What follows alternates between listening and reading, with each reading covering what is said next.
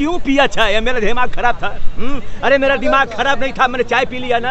अब एक बड़ा जरूर मारूंगा, समझा? एक बड़ा मैं जरूर मारूंगा। आपने उनकी मिमिक्री देखी? नहीं, ये नहीं देख पाई क्योंकि काफ़ी बिजी थी और यहाँ के लोग काफ़ी एंजॉय कर रहे थे। तो आपके चाय की तो अलग ही बात है। जले को आग कहते हैं, बुझे को राख कहते हैं। जले को आग कहते हैं, बुझे को राख कहते हैं।